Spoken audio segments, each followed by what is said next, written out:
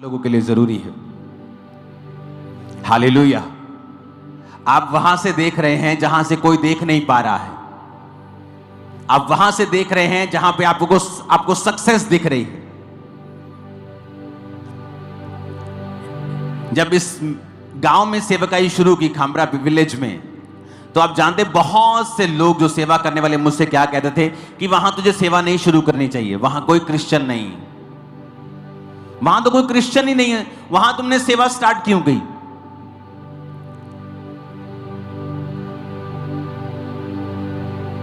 मेरे पहले 2 घर जहां मैं परमेश्वर का प्रचार करने के लिए गया इस मिनिस्ट्री में स्टार्ट करने के बाद, तो परमेश्वर मुझे रास्ता बताया कि बाइक उठा और सामने के गांव में जा। मैं खामरा से निकला, गया, एक उधर सामने गांव है, उस परमेश्वर ने कहा उस गांव में जा। गांव में गया, एक गली के बाहर परमेश्वर ने कहा यहां अपना बाइक रोक। मैंने बाइक रोका। परमेश्वर ने कहा पूछ यहां कौन क्रिश्चियन है। आप इमेजिन करो, जिस गली के बाहर मैं रुका और मैंने आदमी से पूछा यहां कौन क्रिश्चियन है, कहता पूरे गांव में एक ही क्रिश्चियन घर है, जिस घर के सामने आप रुके हो यही क्रिश्चियन है, बस और कोई क्रिश्चियन नहीं। मैं बड़ा हैरान हुआ, क्योंकि आप कई बार आप जब विश्वासी से आप सेवा करने लगते हैं ना, तो आपको इतना कॉन्फिडेंस नहीं होता, तो आप भी हैरान होते हो कि यार परमेश्वर मुझसे बात कर रहा है, परमेश्वर मेरी लाइफ में काम कर रहा है, तो आप खुद भी बड़ा हैरान होते हो। तो उस घर में मैं गया, मैंने जय मसीह बुलाया, तो मैंने उनसे बात की कि मैंने यहाँ पे सेवा को शुरू करना है, परमेश्वर ने मुझे यहाँ भेजा है। तो उसकी बेटी को बेबी नहीं था, बहुत साल हो गए थे मैरिज को।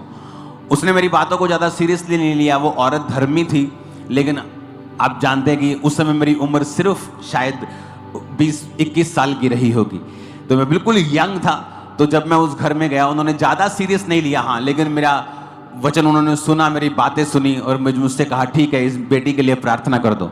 और जब उसके लिए प्रेयर हुई, वो चर्च में नहीं आए, अभी मेरे जाने के बाद भी नहीं आए, प्रेयर मैंने कर दी। और जब मुझे 6 महीने बाद वो एक दिन चर्च में आए, शायद साल बाद, तो बताया कि आपके प्रेयर करने के 3 मंथ के बाद मेरी बेटी प्रेग्नेंट थी और पहली बार प्रेग्नेंट हुई और उसके बेबी हुआ।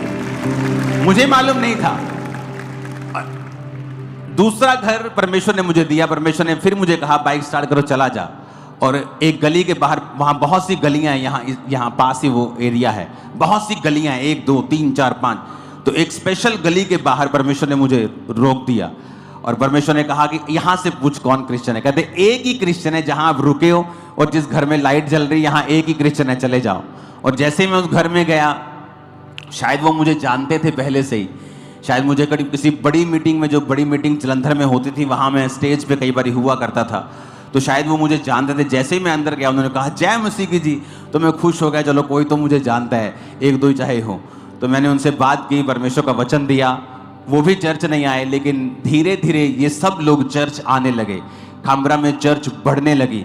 पहले 7 साल में मैंने 8 चर्चेस बदली। पहले 7 साल के अंदर ये पंजाब की सबसे बड़ी कलीसिया बन चुकी थी। 7 साल के अंदर अंदर पंजाब की सबसे बड़ी कलीसिया बन चुकी थी।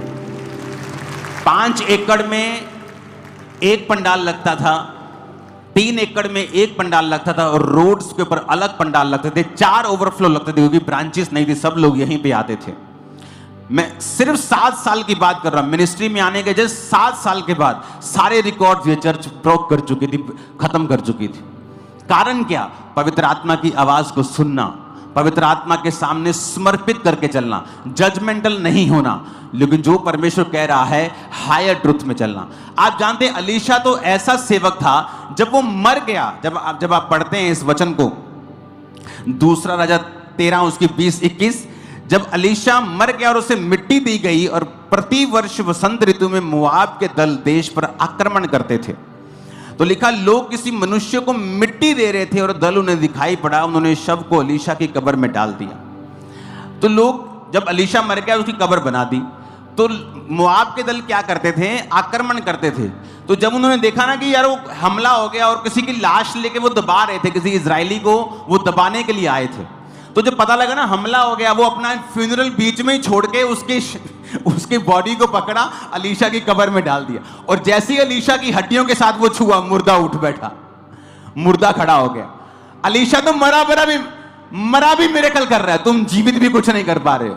वो तो मरा मरा भी मिरेकल कर ही जा रहा था, क्योंकि वो हायर ट्रुथ में और एक बिगर अनॉइंटिंग में जी रहा था।